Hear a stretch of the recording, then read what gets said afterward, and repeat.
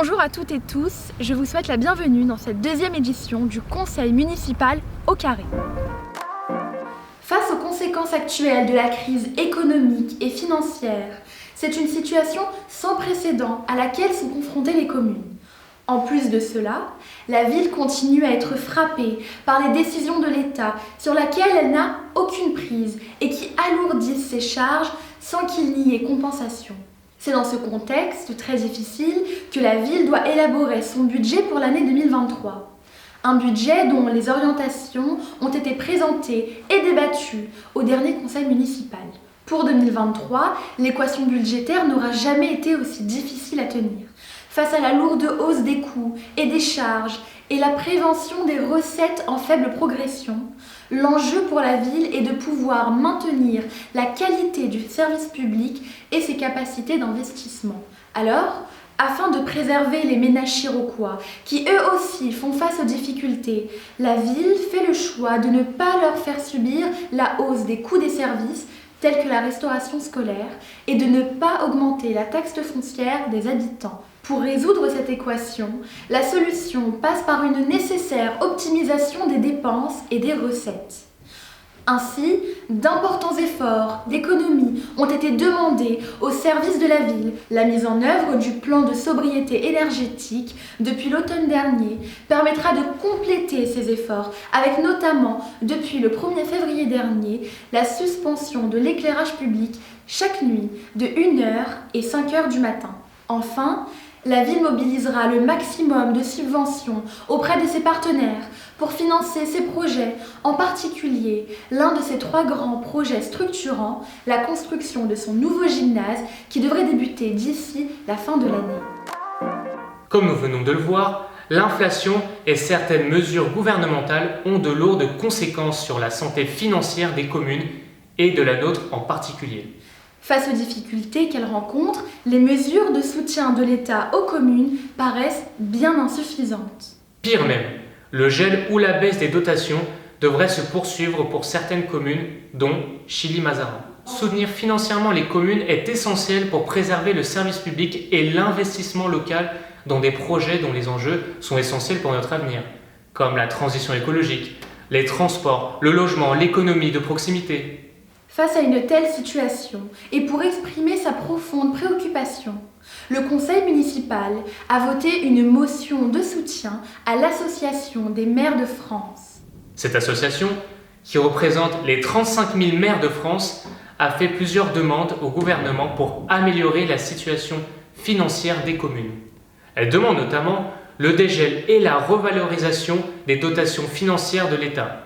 L'abandon du projet de suppression des cotisations sur la valeur ajoutée ou au moins son remplacement par une autre contribution fiscale.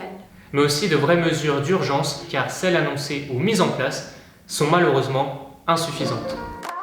L'égalité entre les femmes et les hommes est un combat dans lequel la ville est particulièrement mobilisée. La présentation au dernier conseil municipal de son rapport annuel a permis de montrer comment la commune œuvre à améliorer la situation d'égalité dans son fonctionnement, ainsi qu'à travers ses politiques publiques, notamment en œuvrant contre les discriminations, en s'efforçant de créer les conditions d'un égal accès aux métiers et aux responsabilités professionnelles, en supprimant les situations d'écart, de rémunération et de déroulement de carrière.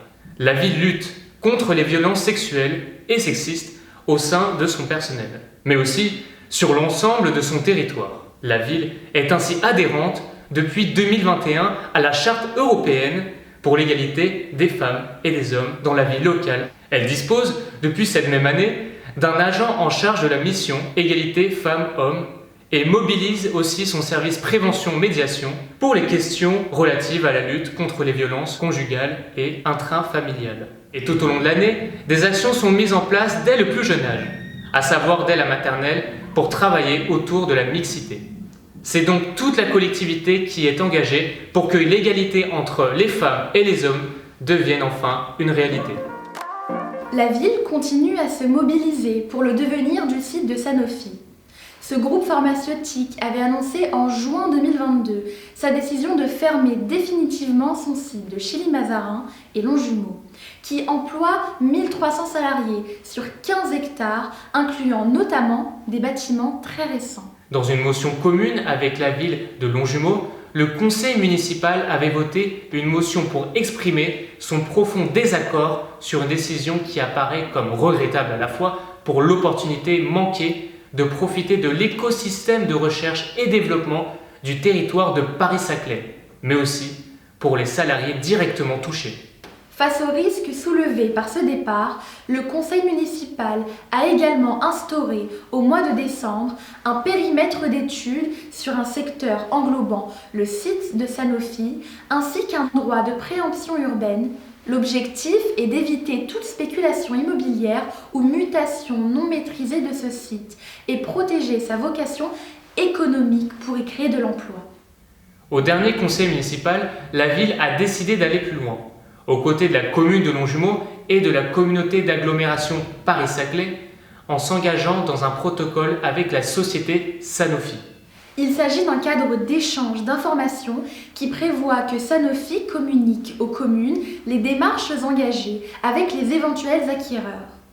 Quant aux collectivités, elles s'engagent à faire part de l'avancée de l'étude stratégique en cours. Avec ce protocole, la ville, avec ses partenaires, réussit ainsi à créer un véritable espace de dialogue et de partage d'informations sur le devenir de ce site extrêmement stratégique pour notre territoire.